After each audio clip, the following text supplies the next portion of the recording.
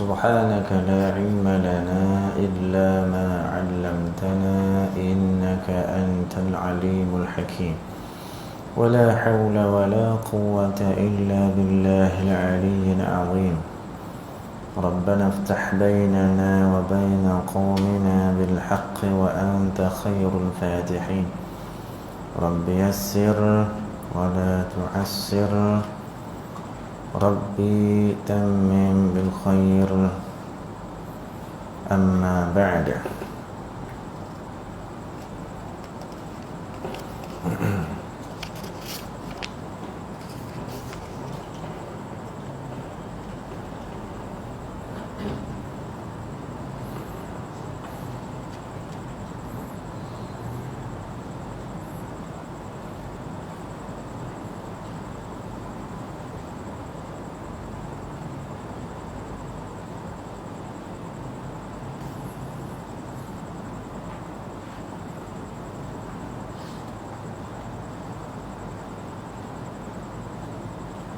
Tekanlah kosong Allah 70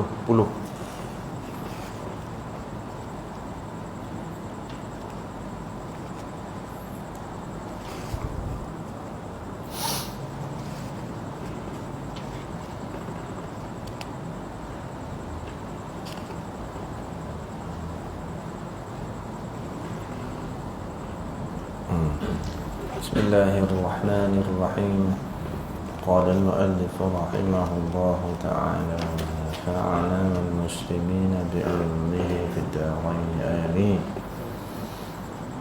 Baik, kita di dalam tafsir surah Al-Kahfi ayat 60 sampai 65. Kita baca balik ayat muka surat 68, kita tengok muka surat 70. أعوذ بالله من الشيطان الرجيم وإذ قال موسى لفتاه لا أبرح حتى أبلغ مجمع البحرين أو أمضي حقبا فلما بلغا مجمع بينهما نسيا حوتهما فاتخذ سبيله في البحر سربا فلما جاوزا قال لفتاه آتنا غداءنا لقد لقينا من سفرنا هذا نصبا قال أرأيت إذ أوينا إلى الصخرة فإني نسيت الحوت وما أنسانيه إلا الشيطان أن أذكره واتخذ سبيله في البحر عجبا قال ذلك ما كنا نبغي قال ذلك ما كنا نبغي فارتدا على آثارهما قصصا فوجد عبدا من عبادنا آتيناه رحمة من عندنا وعلمناه من لدنا علما. Dan ingatlah peristiwa ketika Nabi Allah Musa alaihi salam berkata kepada temannya. Dia kata teman dia katakan Nabi Allah Yusha alaihi salam, dan ada yang kata lainnya. Aku tidak akan berhenti berjalan sehingga aku sampai di tempat pertemuan dua laut itu, atau aku berjalan terus bertahun-tahun. Maka apabila mereka berdua sampai ke tempat pertemuan dua laut itu, lupalah mereka akan hal ikan mereka. Lalu ikan itu mengelunsur menempuh jalannya di laut yang merupakan lorong di bawah tanah. Cerita dah disebut sebelum itu ni. Cerita dia berdua tanda kena berhenti bila ikan melampau. Setelah mereka melampaui tempat itu, mana dah lebih daripada tu, berkatalah Nabi Musa alaihi salam kepada temannya, bawalah makan tengah hari kita. Sebenarnya kita telah mengalami penat lelah dalam perjalanan kita ini. Temannya berkata, tahukah apa yang telah terjadi ketika kita berehat di Baitul Besar itu? Sebenarnya aku lupakan hal ikan itu, dan tiadalah yang menyebabkan aku lupa daripada menyebutkan halnya kepadamu, melainkan syaitan. Dan ikan itu telah menggolonsor menempuh jalannya di laut dengan cara yang menakjubkan. Maknanya bukan cara biasa. Maknanya ikan itu keluar dengan kehendak Allah. Nabi Musa alaihissalam berkata, itulah yang kita kehendaki. Mereka pun balik semula ke situ dengan menurut jejak mereka, patah balik ke belakang ikut jalan yang dia datang. Lalu mereka dapati seorang dari hamba-hamba kami yang telah kami kurniakan kepadanya rahmat dari kami, dan kami telah mengajarnya sejenis ilmu dari sisi kami, yakni Khidir alaihissalam. Patah balik dijumpa, kan? Baik. Jadi bila Allah Subhanahu wa taala beritahu ada satu orang alim, kau pergi belajar dengan dia. Ya, jadi Musa alaihissalam ni excited nak belajar. Jadi dalam pada tu dia menempuh jalan yang jauh di samping susah. Tak? Jalan yang jauh. Begitulah lumrah kebiasaan orang menuntut ilmu. Satu, perjalanannya susah, perjalanan jauh, tempoh masanya lama. Kata Al-Imam Syafi'i rahimahullahu ta'ala, akhi lan tanala al-ilma illa bisittatin sa'umbika an tafsiliha bibayanin dhaka'in wa hirsin wa ijtihadin wa bulghatin wa suhbati ustadin wa tuli zamanin. Dia kata, wahai saudaraku, kamu tidak akan berjaya dalam hal menuntut ilmu melainkan memenuhi 6 syarat. Pertama, zaka'in, cerdik. Maknanya boleh pakai lakar tu, baca, belajar, boleh faham. Wa hirsin, hirsin ni tamakkan ilmu, kehendak yang tinggi. Jadi kalau bahasa mudah kita minat lah, tak minat dengan kita ni masalah minat ni kadang-kadang dipaksa kan. Sebab apa?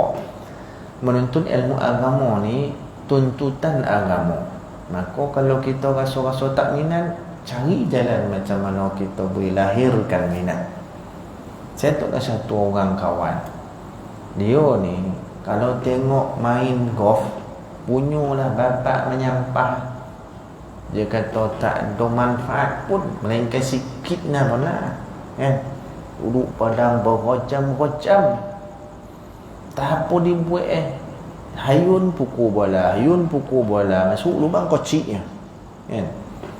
Apa dia nak tu. Sekali diberi dia orang hayun beri, dia pula yang paling lama duduk situ. Dia dah dapat rasa. Dia kata feel ni ustaz, feel dia mula pula mensyarahan kat kita. Bila kita hayun kono bola tu suk, tu feel kita pula robah kat dia. Ya kau kan. Kok kita pula dapat batang kayu tu kita hayun pula, kita jadi macam dia. Mana? Bila dah tu kat situ boleh rasa kan. Jadi bondo ni sebenarnya iman dunia, jalan akhirat tu kadang-kadang bila tak minat, kalau kita usaha dipaksa-paksakan, akhirnya dia minat juga, jadi syok juga. Dia tak duduk pada lubuk dia tak rasa. Jadi masalah agama ni bukan sekadar kita, dia ada kaitannya dengan Allah. Bila kita nak, Allah permudahkan. Tu cerita.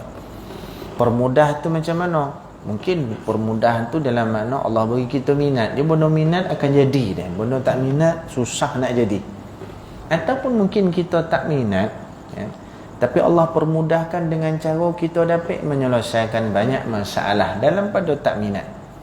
Tapi sebenarnya benda agama, benda yang Allah Ta'ala insya-Allah dengan kehendak dia dipermudahkan. Kan? Dalam Quran secara umum Allah sebut walaqad yassarnal qur'ana lidzikri. Sungguhnya telah Allah permudahkan Al-Quran itu lidzikri, untuk diingat, untuk dibaca dan sebagainya. Jadi kalau orang jonih macam mana pelet pun tak boleh baca, tapi kalau dia nak belajar, tengok macam mana Allah mudahkan. Dan benda ni dah apa? Dibuktikan dalam masyarakat kita. Orang yang tak kena huruf, kemudian pada lepas dia belajar, boleh ngajar pula. Tuan-tuan boleh bayangkan, asal daripada tak kena huruf, Tapi kemudian lepas pada tu bila dia belajar dia rasa diri dipaksa diri yalah makan masa lama lah. Akhirnya dapat ni. Bukan setakat dia boleh baca, boleh ngajar cerita. Dan tuan tengok kadang-kadang ada orang yang jadi bukan daripada Islam kita, daripada agama lain, convert, boleh ngajar Quran lepas tu. Tu dibuktikan. Baik, dakain wa hirsin wa ijtihadin, bersungguh-sungguh. Dia nak kena sungguh-sungguh. Kan? Sungguh-sungguh macam mana? Dia kadang-kadang benda ini diukur dengan kemampuan kita. Di mana kadar kemampuan kita, di situ kita letak kesungguhan kita. Pada masa yang sama Allah akan permudahkan. Wa bulghatin, bulghah ni makna dia bokah. Kono pula hari ni kita belajar nak kono ada duit kan. Contoh kita duduk pondok ke madrasah ke apa ke, tetap belanja dengan wang ringgit ni kono ada. Tak nafi adalah sebahagian daripada madrasah ataupun pondok-pondok dalam Malaysia kita ni dia tak banyak. Saya rasa boleh bilang dengan jari. Yang masuk dalam tu betul-betul buat badan dia ataupun boka-boka pribadi, pakan apa pakaian dan sebagainya. Kau belajar duk untuk kitab apa semua disediakan, betul-betul tumpu belajar. Ada, bukan tak ada tapi sikit. Kan, kalau di bolah-bolah Mekah ada satu tempat Rusaifah, dulu saya pernah pergi.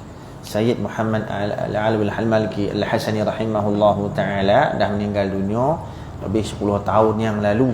Saya pernah pergi tempat tu, saya pernah jumpa dengan dia Tok Guru kan, duduk situ. Tempat tu tertutup, tapi siapa belajar situ tak bayar apa, yuran tak ada, apa tak ada, kitab disediakan, makan minum, tempat tinggal semua disediakan. Tapi syaratnya masuk belajar tak keluar-keluar dah. Bukan tak cerita balik kampung raya, nak balik kampung, tak ada. 6 tahun paling kurang tak boleh keluar. Kau nak keluar boleh, tapi tak boleh masuk-masuk dah. Boleh. Lepas 2 tahun kata nak balik kampung contoh boleh, tak apa, siap bagi tiket ni, boleh lepas tu tak boleh masuk dah. Macam tu pula. Kan? Kalau bersungguh mana? Orang Malaysia tak tahulah, ada kot tapi sikit. Saya tengok kebanyakannya orang-orang Indonesia. Jadi cokal orang Indonesia ni sama je rumpunnya Melayu. Kita ni lain dah sikit kan, leweh, manjo kan, nak kena boleh, dia tak boleh nak susah-susah kan. Belajar ni mesti nak kena ada aircon kan, dia tak mahu nak berpoluh-poluh macam tadi memula dia kan. Apa itu bergogeh mengurusi bongkar. Ini nak kena imam dah mencirih puluh dah tu kan. Bongkar dah. Buka aircon semua. Tapi tuan-tuan syukurlah, sebab saya tuan-tuan pun jadi sesok kotak panih bagi sudah ni. Kan. Sebab SOP kan, bukan apa. SOP kan tak boleh buka, tapi dah boleh dah kot kan. Insya-Allah lah. Itu wajtihadin wa bulghatin wa suhbati ustadzin.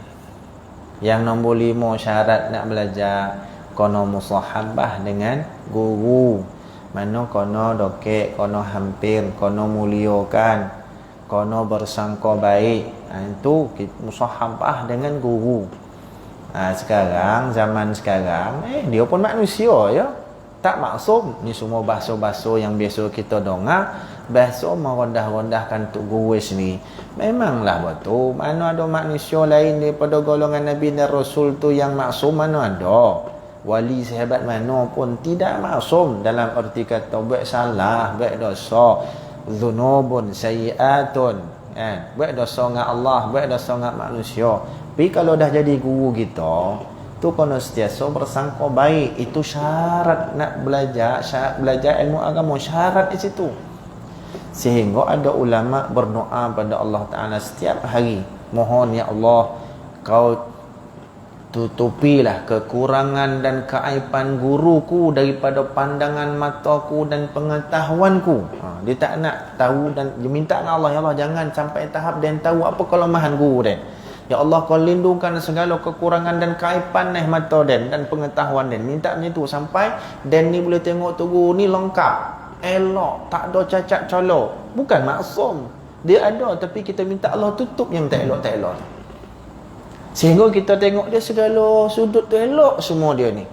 Bukan menuntut kita sampai mendewa-dewakan dia, tidak. Tapi dalam panduan yang sama, kita nak berkat ilmu dengan kita sentiasa bersangka baik dan memuliakan dia. Untuk ke jalan itu minta dengan Allah. Dia pasti ada kekurangan. Ya Allah, tutup kekurangan itu daripada penglihatanku dan pengetahuanku. Tutup keaiban, minta tiap-tiap hari. Itu betul cara. Hari ni zaman moden tak ada. Ada ya bondo, dia tak setuju dengan guru, tengok macam mana dia balun dalam media sosial. Kadang-kadang dibangang-bangang betul tak? Dia bodoh-bodoh Hari ni mufti-mufti negeri mana pun tak terlepih daripada tohmahan netizen bahasa kita lah. Sehingga menjadi satu gambaran netizen ni jauh lebih bagus alim keilmuan banding mufti-mufti. Betul tak? Itu kita sangat risaulah bila ada masyarakat awam balun orang-orang ulama ni, balun mufti-mufti ni, balun orang-orang berilmu, orang-orang yang pandai hal ehwal agama. Tu sangat-sangat bahaya. Pasal apa tu? Tak ada adab dan didikan agama. Tu netizen. Kalau saya orang macam saya cakap macam ni memang kena balun, tak apalah, saya bukan orang alim kan. Tak apalah. Tapi dalam masa yang sama, kita akan dipertanggungjawabkan apa yang kita tulis, apa yang kita up dalam status yang kita balun-balun orang alim ni. Itu kena jawab besok. Apalagi orang alim itu ada pertalian keturunan zuriat Nabi SAW. Lagi parah pun nak jawab. Sedangkan Nabi itu besok akan beri syafaat pada kita. Nak jadi sebab kita ni lepeh masuk syurga ataupun tidak. Itu bahaya. Hari ni orang tak peduli semua tu dah. Ikut dia, balun kau hawa nafsu syaitan dah mempengaruhi dia. Kita jangan macam tu. Kita nak kena sentiasa usaha cari macam mana nak dapat ilmu agama. Dengan ilmu tu ada keberkatan dengan cara kita berguru dan memuliakan dia. Bukan melobih-lobih nak mendewa, tidak. Kena memuliakan dia. Nak dapatkan ilmu barakah. Kadang-kadang dah lah kita ni bukan banyak guru, sikit je. Bukan macam orang dulu-dulu ribu-ribu guru Kita nak cari seorang untuk istiqamah dengan yang seorang tu pun susah. Dah lah tu satu Dia balun ni pula tu, dia pandai pada tu guru inilah bahaya kan. Kalau setakat belajar, tok guru pakai kitab, nak murid tidak, tu okey lagi. Kan? Walaupun tu lah taklah berapa semonggah pun lah.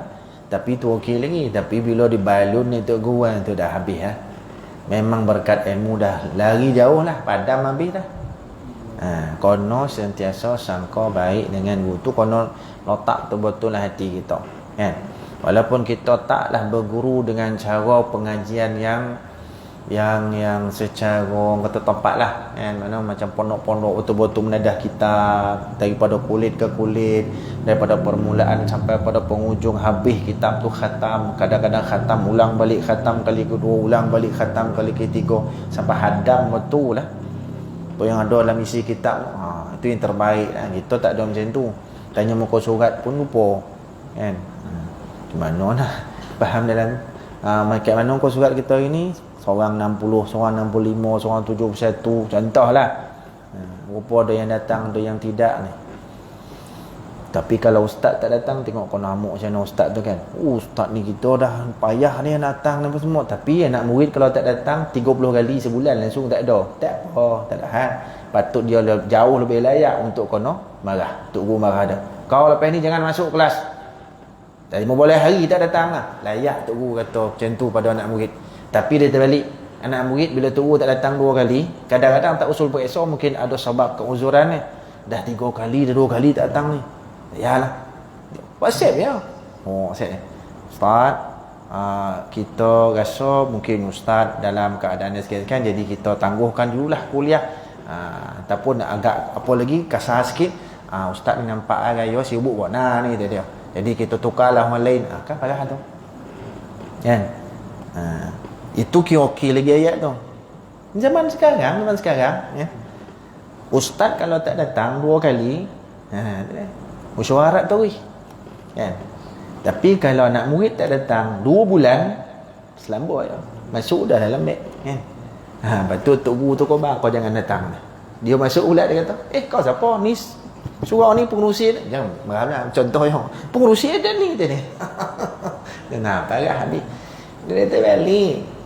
Terbalik habis kan. Ni yang ada nak kono tu betul lah. Kita belajar memanglah ada kesilapan tu tadi tu, tapi kita kono secara berhemah lah. Kita nak keberkatan ilmu. Zaman sekarang dah parah nak cari yang tu kan. Parah. Dia anggap, minta maaf sebut, guru-guru ni kita bayar dia. Bukan dia datang kosong, kita bayar. Tapi kalau kita bayar duit sini kau jap 2 kau jap tidak, yalah dah teh. Kita bayar apa? Kalau macam tu nilai ilmunya dengan duit, habislah. Habis. Ya bukan dah. Kan? Bukan salah lah kan. Kalau kita nak gantian dia tukar guru, boleh dengan cara memang tak ada masalah. Cuma kalau macam tu cara datangkanlah guru mana pun, habis ilmu kita. Datang ni kita tolak. Kita ambil pula yang lain. Agak-agak dapat tak berkat ilmu kita daripada guru yang baru setelah kita buat yang tak elok pada guru yang sebelum tu? Tak ada. Habis. Kau buatlah semua 10 orang guru kau datang sini. Hebat jauh 10 kali ganda pada sebelum ni. Perangai kau yang pertama tu memberi kosan lepas pada tu. Habis. Tak ada apa yang dapat daripada berkat ilmu. Belajar boleh faham. Berkat tak ada. Tu ya. Kan? Nak kono fikir tu betul. Kan? Jangan kata sekali dah panggil, tak boleh buat apa dah, kono ni lah selama-lama. Tak macam tu. Tapi cara adab-adab tu penting. Adab murid kepada guru, gitu juga guru terhadap murid, masing-masing ada tanggungjawab adab masing-masing. Sebab tu adab tu yang paling penting sekali, akhlak yang paling penting sekali kan. Al-adabu qabla al-ilmi, adab dulu sebelum ilmu. Baru ilmu tu nampak cantik. Ij'al ilmaka milhan wa adabaka daqiqan, jadikan ilmu kamu seperti garam, adab kamu seperti topung. Ilmu banyak, topung banyak kau garam banyak. Topung, itulah adab. Tatkala Musa dan muridnya Yusha sampai ke tempat bertemunya 2 buah lautan alaihimassalam, mereka pun berhenti dan berehat berdekatan sebuah mata air bernama mata air hayat, Ma'ul Hayah kan. Tiba-tiba seekor ikan laut yang dibawa oleh Yusha alaihissalam bergerak dan melampek di tempat itu, terus melepaskan dirinya ke dalam air laut itu tadi. Melempek dalam bentuk yang ajaib lah. Patut tak boleh melempek, dia boleh melempek dan tak sadar pula. Kalau ikan dalam bilidi kita melempek, mesti kita perasan. Dia tak perasan macam mana dia boleh terjatuh, macam mana dia melempek, bocor ke bawah kau tak lempek. Tatkala mereka melanjutkan perjalanan sesudah berehat berdekatan mata air yang sudah agak jauh, Musa pun alaihissalam berseru kepada Yusha alaihissalam, kedua-duanya Nabi, bawalah makanan itu kemari. Maknanya ikan tu akan dijadikan makanan. Bawalah makanan itu kemari, maksud ikan tu. Sesungguhnya kami telah berasa letih kerana perjalanan kita ni sudah tiba masanya kita makan. Letih. Sebab Allah perintahkan untuk buatkan perjalanan tu, nak pergi jumpa satu orang ni. Jauh perjalanan ni. Kita surau dengan rumah, berapa langkah yang sampai kan. Betul mudahlah kita nak datang belajar surau, nak datang belajar kat Sojid sebab dokek. Tapi rupa kadang-kadang sebahagian daripada masyarakat kita, mudah-mudahan bukan kita, lagi dokek lagi tak jadi, lagi dokek lagi tak sampai kan. Hanya setakat di banggu-banggu rumah dan dokek dengan surau tadi dia. Buka pintu rumah tu nampaklah pintu surau tadi punya dokek tapi tak sampai-sampai. Sebab itu Al-Imam Ibrahim An-Nakhai rahimahullahu ta'ala, dia kata apa? Orang-orang yang telah dihinggapi penyakit nifaq, apabila dia berjiran dengan masjid tetapi dia tidak dilihat di masjid. Itu kata Al-Imam Ibrahim An-Nakhai rahimahullah. Ada ciri dan sifat munafik yang dia itu berjiran dengan masjid tetapi dia tidak dilihat dan tidak kelihatan di masjid. Ya. Bahaya tu. Faq.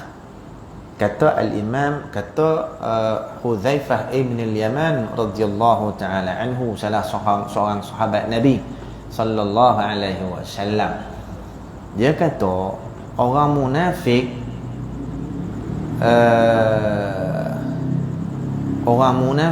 zaman kita tu zaman dia maksudnya. Al-munafiquna al-yawm, orang-orang munafik zaman sekarang, makna dia Nabi SAW dah wafat dah, sahabat-sahabat masih ada zaman sahabat kan, lebih tahu daripada zaman Nabi hidup dulu, kata dia. Kanu yawma idzin yaktumunahu wa hum al-yawm yuzhirunahu, kata dia. Adapun zaman Nabi, puak-puak munafik menyembunyikan kemunafikan mereka. Adapun hari ni puak munafik torang-torang dikeluar perangai tu. Lebih jahat, lebih dahsyat. Tu Nabi SAW sebut. Bukan, sorry. Itu kata Al-Imam Hudzaifah ibn al-Yaman. Siapa dia? Hudzaifah ibn al-Yaman radhiyallahu ta'ala anhu adalah seorang sahabat Nabi yang Allah Subhanahu wa ta'ala berikan pengetahuan tentang siapa dia orang-orang munafik zaman Nabi itu macam Nabi. Mana Nabi tahu setiap orang yang munafik zaman dia tu, dia tahu berapa jumlah, siapa-siapa nama, semua tu Nabi tahu. Dan yang Nabi tahu tu sebiji-sebiji macam dia tahu. Tak ada orang lain yang daripada kalangan sahabat yang macam dia tahu ni. Dia tahu orang munafik di zaman Nabi macam Nabi tahu. Dia ya Allah pilih seorang yang tahu macam Nabi. Berapa jumlah, siapa-siapa nama, semua dia tahu. Dan dia ni bercakap selepas Nabi SAW wafat, banding zaman Nabi hidup dengan kita sekarang, yang kita ni lebih dahsyat, lebih jahat. Agak-agak kalau dia yang menyebut lepas Nabi wafat tu, zaman dia tu mungkin selang 50 tahun, 60 tahun lepas Nabi SAW wafat, lepas 1400 lebih tahun lepas Nabi wafat, zaman kita sekarang agak-agak dia makin ke bawah ataupun lebih dahsyat lagi. Kalau orang komplain Quran, namun Islam, orang komplain para ulama, orang bahkan torang boleh komplain Nabi itu sallallahu alaihi wasallam yang Nabi bawa tu, sehingga adanya anti hadis ni torang-torangnya. Lebih dahsyat, lebih tahu. Sebab itu dalam Al-Quran, Nabi sallallahu alaihi wasallam, dalam Quran Allah Subhanahu wa taala sebut orang munafik dia duduk paling bawah, paling dasar di dalam neraka, lebih hina daripada kafir kafir asli. Innal munafiqina fi ad-darkil asfali minan nar. Bawah sekali itu munafik. Maka dia akan sentiasa wujud mana-mana zaman sampai kiamat, tak terkecuali kita ni, teman kita ni. Bila Hudzaifah ibn al-Yaman radhiyallahu ta'ala anhu masa dia sebut dah munafik tu lebih jahat dan dahsyat daripada yang zaman Nabi punya sallallahu alaihi wasallam. Yang zaman Nabi itu Allah gambarkan jahat itu sehingga dia lebih hina daripada kafir, duk paling bawah daripada neraka. Itu tu nama Nabi yang Allah gambarkan kehinaan itu.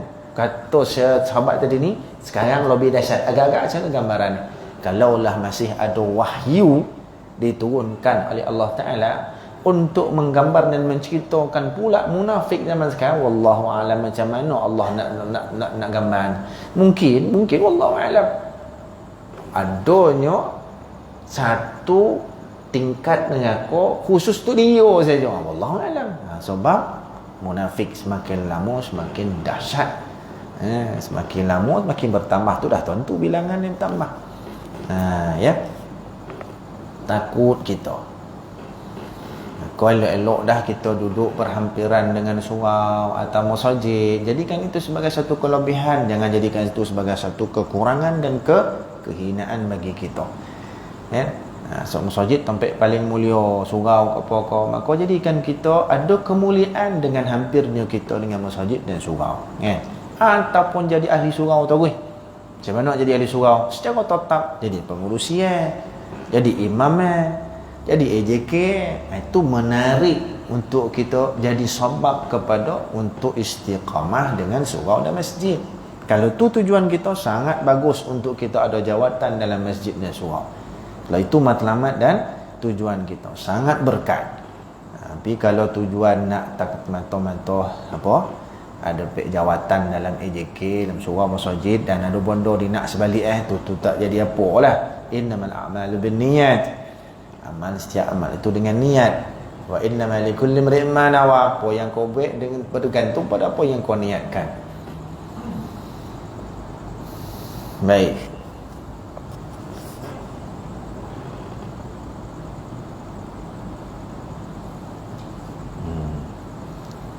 Bawalah makanan itu kemari, sesungguhnya kami telah merasa latih kerana perjalanan kita ini, dan sudah tiba masanya kita makan. Pada masa itulah Yusha pun teringatlah apa yang telah terjadi dengan ikan yang dibawanya untuk bekalan makanan. Maka ia pun berkatalah kepada Musa AS. Maksud jatuh melempek tu, dia bukan tak tahu, dia tahu, tapi dia dilupakan oleh syaitan, sehingga dia rasa macam kau melempek, lempek macam mana, lempek biarlah jalan tu kan, terlupa bahawa ikan tu penting dia. Dalam Quran tu sebut kan, yang melupakan dia siapa dia? Syaitan. Dia sebut wama ansanihu illa syaitanu an ankurah. Tidaklah yang melupakan aku daripada mengingatnya melainkan syaitan, kan? Ayat 63. Sebenarnya aku lupakan hal ikan itu, dan tiadalah yang menyebabkan aku lupa daripada menyebutkan halnya kepadamu melainkan syaitan.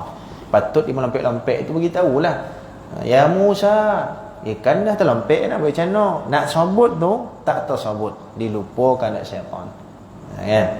Maka syaitan pun ada peranan dalam hal usaha daripada Musa alaihissalam nak dapatkan sesuatu yang bermanfaat yang diperintah oleh Allah Ta'ala. Rupa syaitan pun ikut sekali jalan sama. Macam mana dia dipikirkan nak buat benda yang supaya menggagalkan usaha yang baik tadi. Macam itulah kita lumrah hidup kita. Asal ada jalan kebaikan yang kita usahakan, di situ pasti ada syaitan berusaha untuk menggagalkan apa saja ya. Secara umum macam itulah. Maka tak salah kalau kita katakan bukan senang nak jadi baik, tetapi senang bila dah disenang oleh Allah Ta'ala, kan? Bukan mudah nak jadi baik, sebab musuh kita ni bukan calang-calang, syaitan, kan? Adam alaihissalam saja dipedaya daripada dalam syurga terkeluar. Kita ni apa benar? Tak ada. Maka kita kena sentiasa berwaspada. Apa saja ni tuan-tuan keluar pada rumah, melangkah keluar datang masjid surau ni, agak-agak tak ada syaitan pun nak menggagalkan usaha kebaikan kita. Pasti ni ada ni sampai jejak kaki rumah kan. Dah tengok TV ngelinjang-ngelinjang, dah lupa benda-benda baik, ni tepuk tangan ni biarlah. Ni tak apa, tak ada masalah ni dah. Apa surau masjid datang kan. Tu yang kadang-kadang banyak masalah bila kita nak buat apa saja nak buat kebaikan. Bahkan kita rasa kebaikan kita buat itu settle dah. Rupa-rupa ada lagi benda tak elok dalam baik kita buat ni. Tu yang bahaya syaitan kan.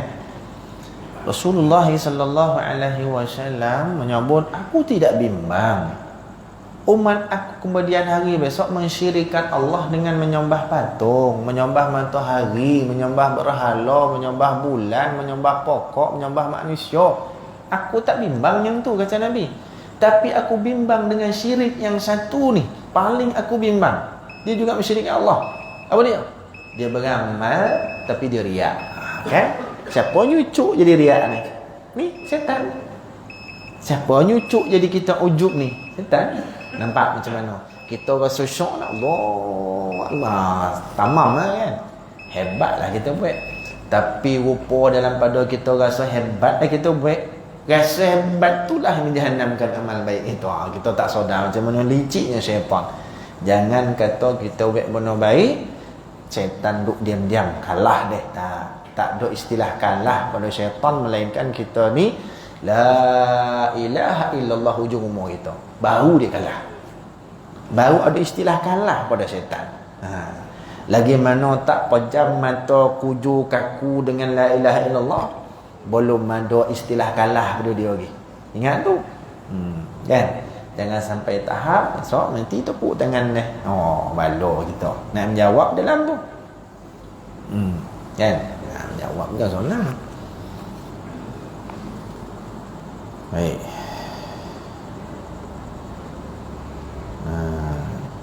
Tahukah kamu tatkala kita mencari tempat perlindungan di batu tadi yang berdekatan mata air hayat itu, aku lupa menceritakan kepadamu tentang ikan yang kita bawa untuk bekal makanan dalam perjalanan, bagaimana tiba-tiba ia bergerak dan melompat masuk ke dalam air laut. Sedangkan Musa AS dah maklumatkan dah, dia melompat situ kita kena berhenti sebab orang yang kita nak jumpa duduk kawasan tu. Syaitan lah yang telah melupakan aku menceritakan hal itu kepadamu. Musa AS menjawab, jika begitu maka itulah tempat yang kita cari dan kita tuju. Marilah kita kembali mengikuti jejak kita sendiri dan menuju tempat kita berehat berdekatan batu di mata air hayah itu. Pasal apa Musa AS tak marah? Pasal dia tahu hakikat syaitan duk bersama sentiasa berusaha untuk menggagalkan usaha dia. Dia tak marah, pasal marah tu syaitan akan cucuk lagi. Cucuk mungkin Musa AS akan jadi merajuk ke apa-apa, akhirnya gagal perancangan mereka. Musa AS tak marah. Kau kobar lah handan tadi. Dia beri alasan yang Musa AS mudah untuk terima. Setan lupa dan agak-agak bila kita sesama, kita terlupa baik satu bondo yang dah diperingatkan baru 2-3 minit jadi ni, kita pun beralasan, Allah, setan lupa dan pelampang mana tu? Kan? Betul tak? Paling tidak kau nama dah. Apa kau? Sonang bon. Alasan kau dah. Kan? Sonang bon. Alasan kau kan? Memang kau lah. Tapi tengok Musa AS, kedua Nabi manusia pilihan. Apabila yang diberikan alasan itu benar, secara mudah diterima, supaya mengelakkan daripada perbalahan, pertengkaran dan yang seumpama.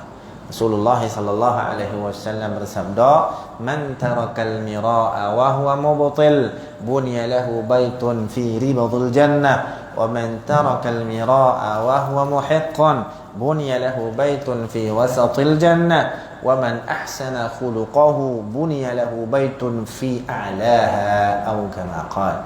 Nabi sallallahu alaihi wasallam bersabda, barang siapa yang meninggalkan pertengkaran, perdebatan, pergaduhan dalam satu-satu hal, berhujah itu ini, apalagi nak monang, tinggalkan. Tak nak dah banyak-banyak cerita tau. Apa? Jadi gaduh. Bunya lahu baitun fi ribadil jannah. Dalam keadaan dia itu tak betul, mubtil, Allah bina baginya mahligai dan istana di tepian syurga. Dia salah tapi dia mengaku.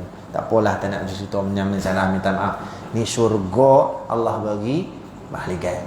Wa man tarakal mira'a wa huwa muhiqqun, siapa meninggalkan pertengkaran, perdebatan kerana dia tu benar, ditinggalkan dalam keadaan dia tu benar, Allah bina baginya mahligai dan istana di dalam syurga, di tengah-tengah syurga. Dan dalam barang siapa yang elok akhlaknya, Allah binakan mahligai di atas syurga, tinggi kedudukannya. Musa menjawab, jika begitu maka itulah tempat dia. Dan Musa AS pun mengajak anak muridnya itu kembali ke tempat ikan, walaupun dah jauh telajak dah, bukan telajak sokek tak, telajak jauh. Kalau kita patut kita singgah berhenti ke Senawang, kan? Telajak jauh mana? Podek Sen. Kalau telajak setangkat ke orang Gadut, Gantau, jauh dekat mana? Podek Sen. Ataupun telajak Melaka, patah balik itu bukan dokek-dokek. Habis kurang tu jauh. Kan? Kembali balik ke tempat tu. namun untuk isyarat bahawa itulah tempat yang beliau akan menemui hamba Allah yang dicari. Di dalam sebuah hadis, wallahu a'lam. Nanti kita sambung kat situlah insya-Allah. Mudah-mudahan bermanfaat pada kita, yang baik daripada Allah, wang daripada kalam manusia. Sallallahu alaihi wasallam Muhammad wa ala alihi wa sahbihi wa baraka wa sallam. Sila ingat muka surat nanti senang. Nak jumpa bulan 8 pula tu. Muka surat besok tak ingat kan. اللهم أرنا الحق حقا وارزقنا اتباعه وأرنا الباطل باطلا وارزقنا اجتنابه اللهم فقهنا في الدين وعلمنا التأويل اللهم ربنا زدنا علما وارزقنا فهما اللهم اجعل جمعنا هذا جمعا مرحوما وتفرقنا من بعده تفرقا معصوما وصلى الله على سيدنا مولانا محمد وعلى آله وصحبه وبارك وسلم الحمد لله رب العالمين.